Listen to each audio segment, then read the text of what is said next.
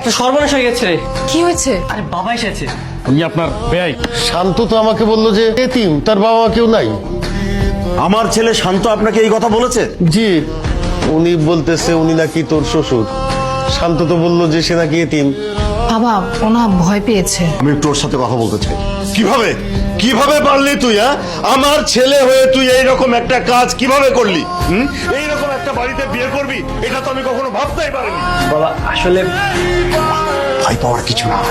শোন, আমি তো তোকে অনেক কিছু বলতে চেয়েছিলাম, কিন্তু এই বাড়িঘর দেখে না আমার খুব ভালো লেগেছে। আর শোন, আমি যা কিছু করব এগুলো সব দেখানো মাত্র, বুঝতে পারলি? আমি রাগ করবো, পুরো বিষয়টাকে মেনেই নিতে চাইবো না। আসলে এটা কিছুই না, এটা হচ্ছে একটা অভিনয়। ছাড় ছাড় বলছি বা, আমি তোদের এটা কোনোদিনই মেনে নেবো না। আমি তোদের এই বিয়ে মানি না। ছাড় পা ছাড় বলছি, ছাড়। না, কোনো কথা শুনবো না, তোর কোনো কথা আমি শুনতে চাই না। ছাড় পা, ছাড় ছাড় পা বলছি। রাগ করবেন না, যা ঘটার তা তো ঘটেই গেছে, এটা মেনে নেওয়াই ভালো। ছেলে মেয়ের সুখের জন্য আমার মনে হয় আপনাদের কিছু ছাড় দেওয়া উচিত। না না, আমি এটা মানি না। যেই ছেলে তার জীবন্ত বাবা মাকে মেরে ফেলেছে, সেই ছেলেকে আমি অন্তত আর আমার বাড়িতে ঢুকতে দেবো না। আপনার যদি মায়া হয়ে থাকে তাহলে আপনি আমার ছেলেকে সারা জীবনের জন্য রেখে দেন, কিন্তু আমার বাড়িতে আমি আর আমার ছেলেকে ঢুকতে দেবো না। এটাই আমার শেষ কথা। আমি বাসায় বসে বসে একটা কথা চিন্তা করলাম। কি? দেখ, এমনিতে তোর বাবা আমার বাবা সবাই সবকিছু জেনে গেছে। আমি ভেবেছি যে আমরা ডিভোর্স না দিয়ে সংসার শুরু করি। শান্ত তুই হঠাৎ এরকম চেঞ্জ হলি কি করে? এটা কিন্তু কথা ছিল না। দেখ, ভেবে দেখতে পারিস কিন্তু। কোনো ভাবাভাবি নাই। আমি কালকে রবিনের সাথে দেখা করব, দেখি ও কি বলে। একটা বুদ্ধি পেয়েছি। স্যার আপনি কোথায়? আমার একটু সাহায্য দরকার ছিল। কাজের এক্স বয়ফ্রেন্ড আমাদের দুজনের মাঝখানে আবার ঝামেলা তৈরি করছে। তোমাদের যে কাজী অফিসে বিয়ে হয়েছে ওই কাজী অফিসে গিয়েই তোমাদের আমি ডিভোর্স করাবো।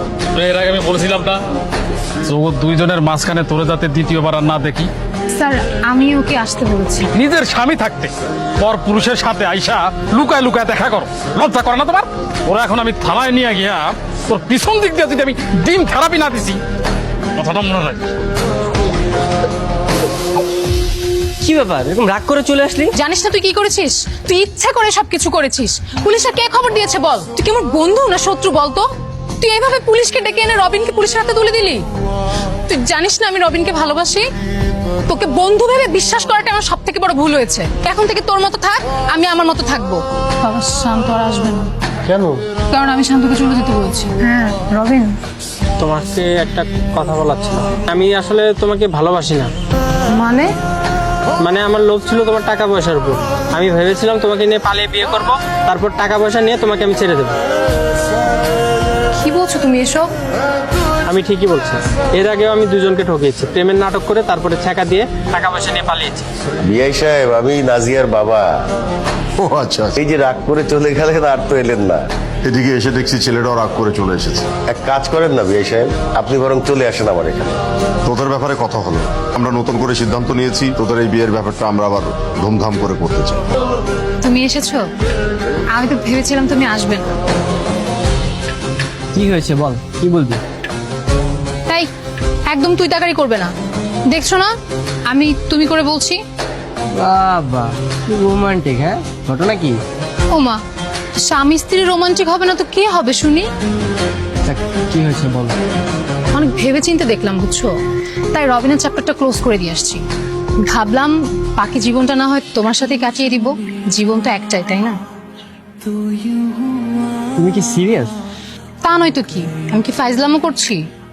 হ্যাঁ, করতেও পারো। তাহলে হাতটা ধরো।